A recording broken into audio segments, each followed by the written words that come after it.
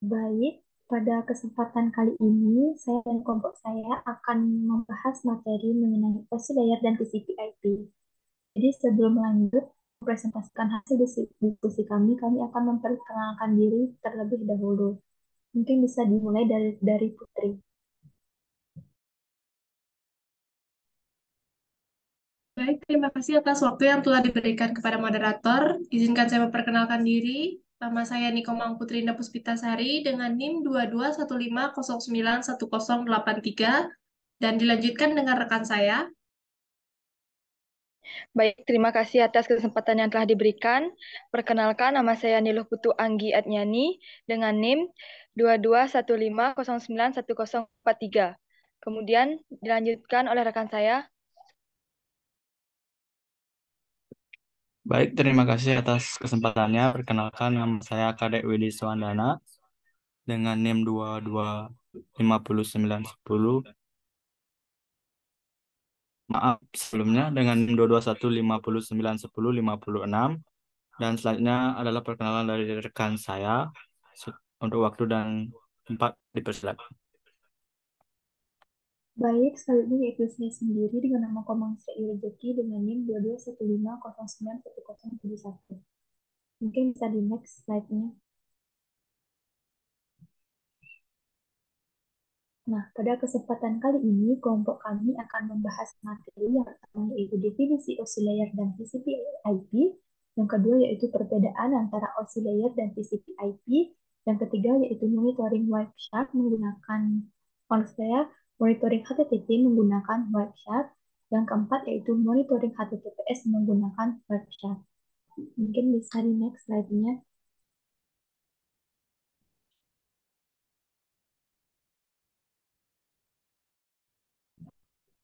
Nah, untuk materi yang pertama ini akan dijelaskan oleh rekan saya Putri. Waktu dan tempat saya persilahkan. Baik, terima kasih atas waktu yang telah diberikan kepada moderator. Di sini saya akan menjelaskan definisi dari OSI layer dan TCP/IP. OSI layer atau yang biasa dikenal sebagai Open System Interconnection merupakan sebuah standar komunikasi yang telah ditetapkan secara internasional yang digunakan sebagai media pertukaran data dari berbagai jenis sistem komunikasi komputer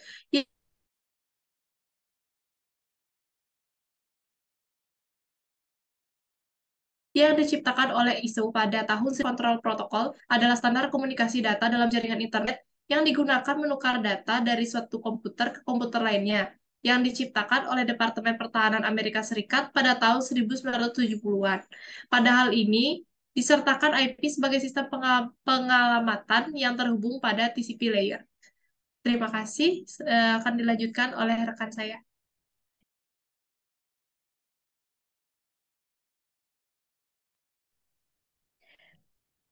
Baik, terima kasih atas kesempatan yang telah diberikan kepada saya. Di sini saya akan menjelaskan tentang perbedaan antara OSI layer dan TCP/IP.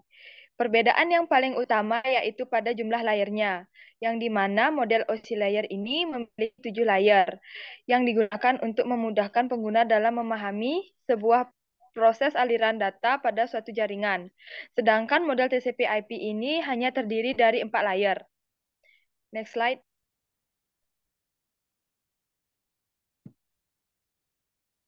Yang dimana pada model OSI layer ini terdiri dari application layer, presentation layer, session layer, transport layer, network layer, data link layer, dan physical layer.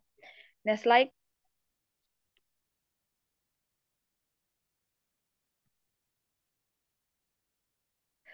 Sedangkan dalam TCP/IP terdiri dari application layer, transport layer, internet layer, dan network access layer.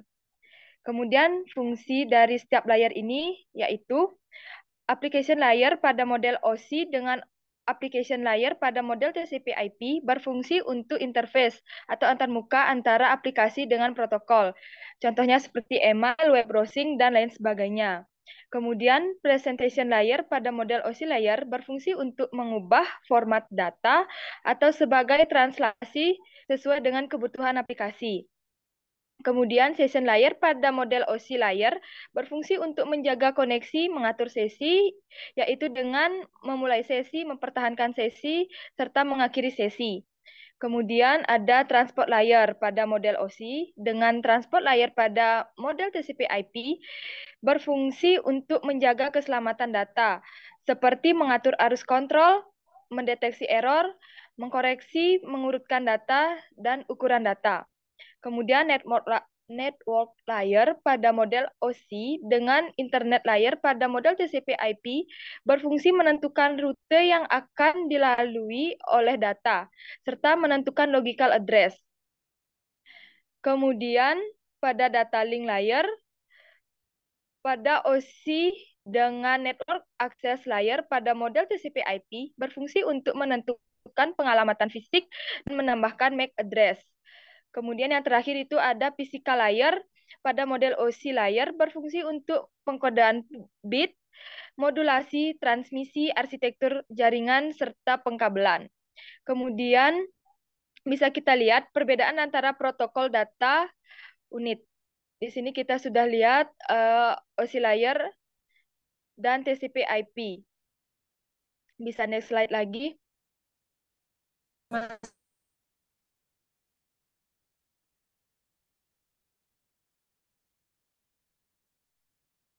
Dapat kita lihat bahwa protokol data unit yang ada pada masing-masing model memiliki fungsi yang sama.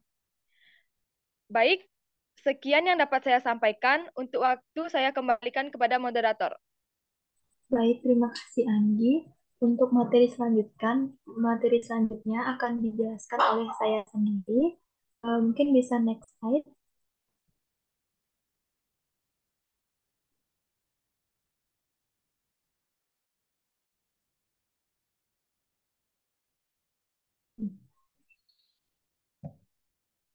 Baik, itu pada kesempatan kali ini saya akan menjelaskan monitoring HTTP menggunakan web chat. Nah, yang pertama yaitu di mana pada tabel sudah terlihat jelas di sana ada parameter name dan di mana di sana ditulis bahwa your machine IP address yang di mana value-nya adalah 192.168.0.49. Yang kedua yaitu your machine MAC address. Di sini value-nya yaitu F2, B6, 1E04, IC, F0.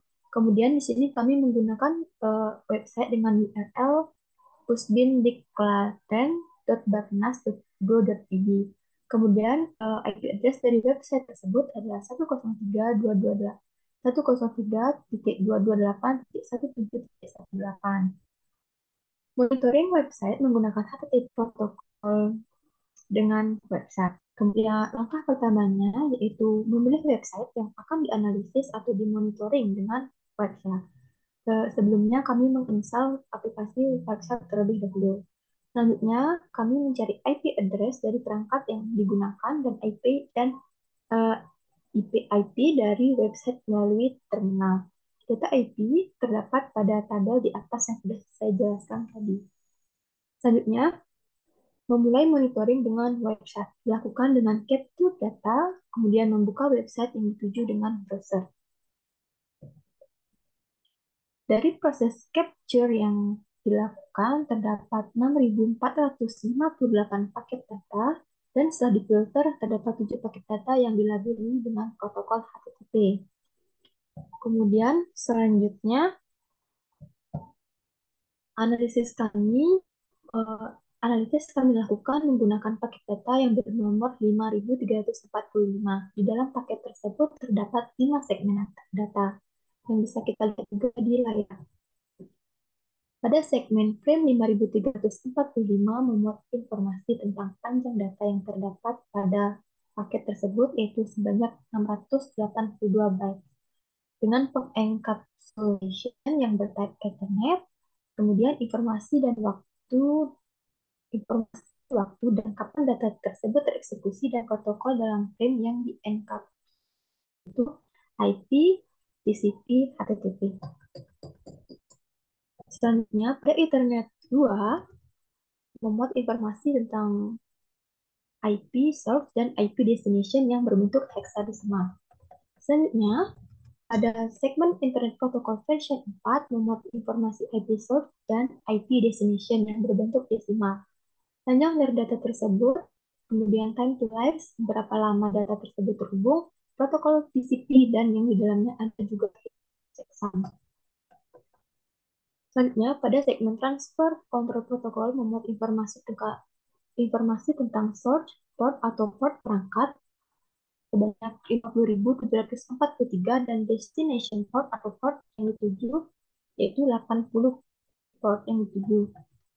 Selanjutnya, pada segmen Hypertext Transfer Protocol memuat informasi tentang format gambar yang ditampilkan pada laman user agent atau jenis dan tipe web browser yang digunakan untuk mengakses web, host atau URL dari web tersebut. Nah, berdasarkan data-data di atas, ada website yang menggunakan protokol HTTP, terdapat 5 segmen yaitu Frame, Ethernet, Internet Protocol Version, dan Transfer Control Protocol, dan juga Hypertext Transfer Protocol. Segmen tersebut dapat dikategorikan ke dalam model TCP/IP. Segmen Frame dan Ethernet dapat dikategorikan ke dalam layer network access pada model TCP/IP. Dikarenakan pada segmen tersebut paket data menjadi sebuah frame dan juga ada protokol Ethernet. Segmen Internet Protocol Version dapat dikategorikan ke dalam layar Internet pada model TCP/IP karena pada segmen tersebut terdapat pengalamatan paket dengan IP. Segmen Transfer Control Protocol dapat dikategorikan ke dalam layar transfer pada model TCP/IP karena terdapat protokol TCP yang menjaga agar data dalam koneksi jaringan terjaga. Hypertext Transfer Protocol dapat dikategorikan ke dalam layer application pada model TCP/IP karena terdapat protokol HTTP yang menampilkan format yang ditampilkan. Sekian penjelasan dari saya dengan rekan saya Widi.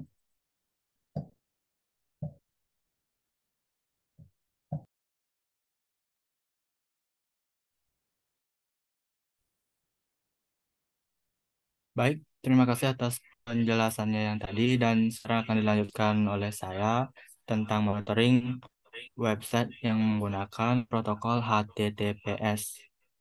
Baik, yang pertama kami lakukan itu adalah untuk mencari IP address dari perangkat kami, MAC address dari perangkat kami, website yang akan kami gunakan untuk monitoring, dan website IP tersebut.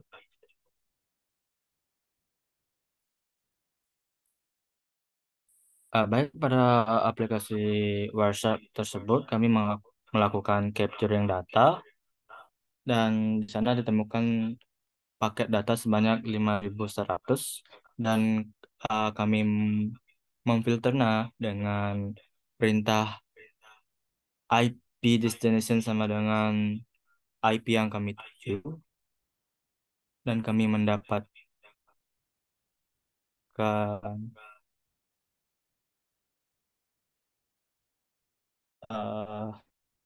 mohon tunggu sebentar.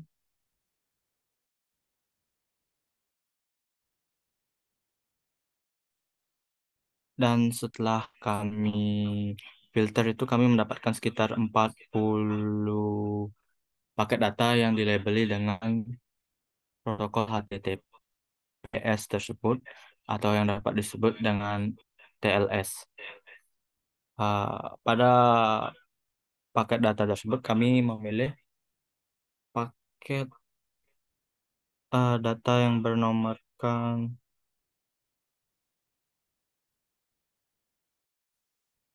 212,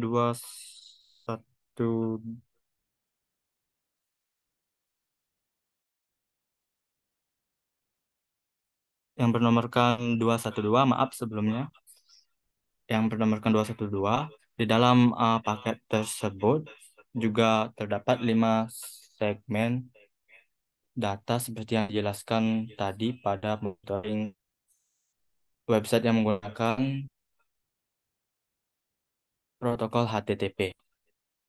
Baik, pada segmen frame pertama ini terdapat informasi mengenai panjang data yang memuat 127 byte data yang tercapture pada Wireshark. Di sana juga terdapat informasi tentang berapa lama, bukan berapa lama, maksudnya waktu dan tanggal kapan data tersebut tereksekusi. Di dalam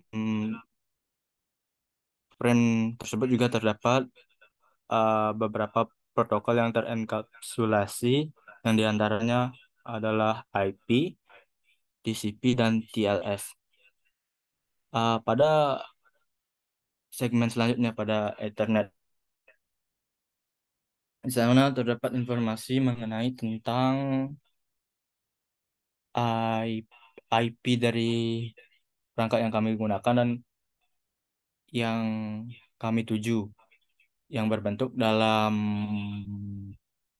format heksadesimal. Dan selanjutnya pada frame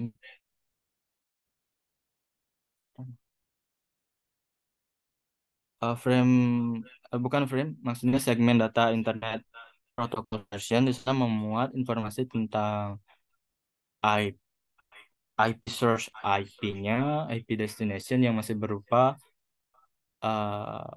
nilai desimal. Yang dapat dilihat di sana, IP source-nya berupa angka 192.168.0.49 dan destination-nya 108.138.130.154. Di sana juga memuat informasi tentang time to live. Nah, di sini baru beberapa apa tuh, berapa lama data tersebut berada dalam jaringan gitu, dengan nilai 128, dan di dalamnya ada protokol TCP yang digunakan untuk menjaga jaringan tersebut, dan juga ada header checksum yang berguna untuk memverifikasi data-data yang sedang mengalir. Dan selanjutnya pada segmen transmission control protocol, di sana terdapat informasi tentang port-port yang ada pada jaringan tersebut, dari source port sampai destination port. Di sana juga memuat informasi tentang panjang dari header-header yang digunakan pada setiap protokol. Baik, selanjutnya segmen terakhir pada protokol website yang menggunakan protokol HTTPS. Di sana terdapat transfer layer security, yang dimana ini adalah protokol yang berguna untuk mengenkripsi data-data dari protokol Hypertext Transfer Protocol atau HTTP, yang berguna untuk menyembunyikan data-data yang ada pada HTTP agar tidak mudah diakses atau dibaca pada suatu jaringan. Baik, dari data-data tersebut yang saya sebutkan tadi, sama seperti yang eh, maaf sebelumnya, sama seperti yang dikatakan tadi oleh teman saya dalam penjelasan monitoring HTTP, bahwa HTTPS ini dan HTTP eh, bisa disebut sama tapi berbeda.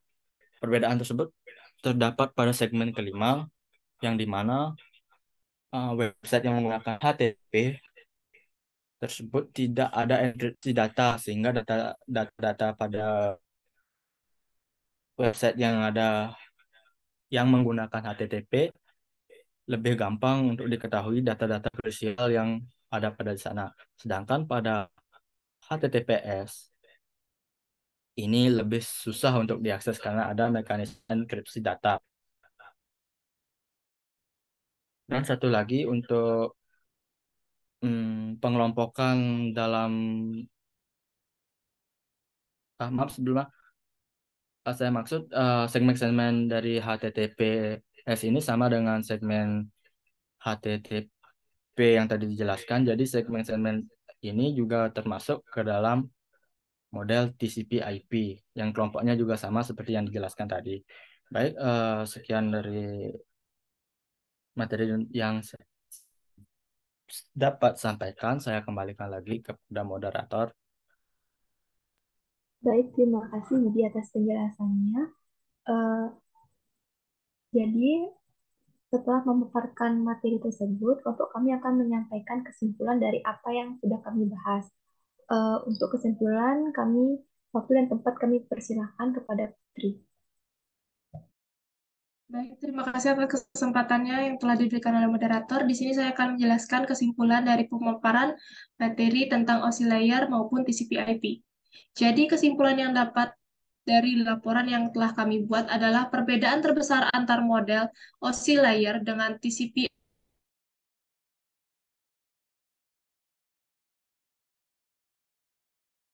IP terletak pada jumlah layernya. Dalam OSI layer, terdapat 3 layer yang berkaitan dengan aplikasi, diantaranya application, presentation, dan session. Sedangkan di dalam TCP/IP hanya terdapat satu layer, yaitu application layer. Sedangkan pada OSI layer, komunikasi data di dalam jaringan secara fisikal dimodelkan dalam 2 layer, yaitu pada data link dan physical layer. Sedangkan pada TCP/IP dimodelkan dalam satu layer, yaitu network access. Kemudian model OSI layer biasanya digunakan sebagai media pembelajaran dan model TCP/IP biasanya digunakan pada implementasi kehidupan sehari-hari, misalnya internet. Dikarenakan model TCP/IP dikembangkan lebih sederhana. Perbedaan antara website yang menggunakan HTTP dan HTTPS yaitu terletak pada mekanisme keamanannya, data yang di mana data-data krusial pada protokol HTTP dapat diakses. Sedangkan pada HTTPS, website terdapat protokol yang mengekskripsi data sehingga data lebih sulit untuk diakses. Baik, baik. Pemaparan kesimpulan yang telah saya paparkan, saya kembalikan ke moderator. Baik, terima kasih Fitri atas penjelasannya dan terima kasih rekan-rekan lainnya. Sekian presentasi dari kelompok kami. Mohon maaf apabila ada kesalahan kata dalam penyampaian materi kami. Kami tutup dengan kami ucapkan terima kasih atas perhatiannya.